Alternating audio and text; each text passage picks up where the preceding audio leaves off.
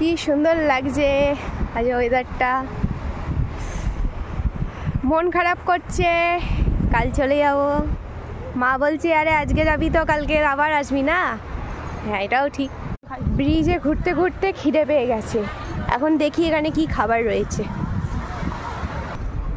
এখন আমরা এখান থেকে ডিম টোস্ট নিয়ে নিচ্ছি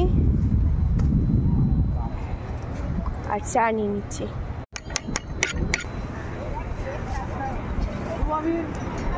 এখন ডিম টোস্ট হতে হতে একটু চাই এনজয় করি।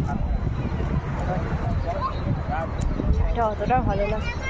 চা দিয়ে দোকান খোলো তোমরা? আমরা 4টা গরম কারে 2:30টার সময়।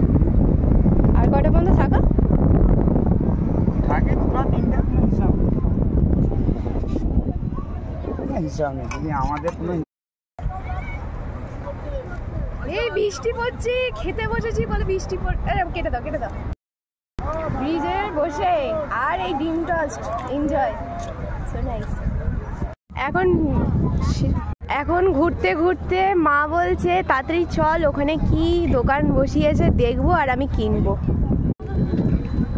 এখন এদের অবস্থা খারাপ হয়ে গেছে, মা বলছে বহু পায়ে ব্যথা।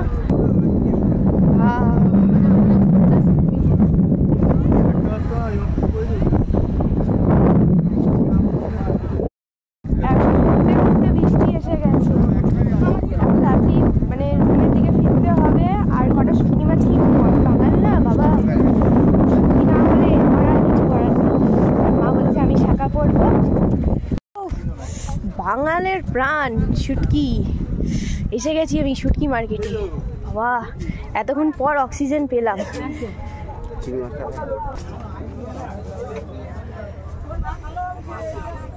এখানে নোনা ইলিশ আর মা ওইদিকে শুটকি মাছ নিতে চাইছে না, আমার জন্য কিছু বলতে পারছে না।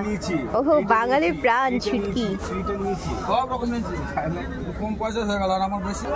এখানে ইলিশ কেটে প্লেট।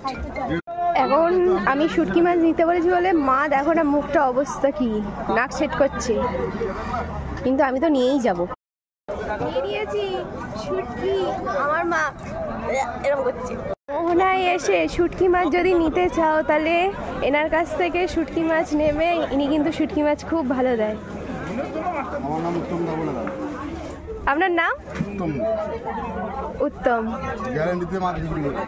এখন শুটকি মাছ নিয়ে বসে পড়েছি অটোতে, আর বৃষ্টি এসে গেছে প্রচুর। মা বলছে দেখলি তো বাঙাল, এক প্যাকেট নিয়েছিস তুই, দেখ শুটকি কিনেছি বলে মা বলছে ঠাকুর পা দিয়েছে তোকে বৃষ্টি দিয়ে দিয়েছে।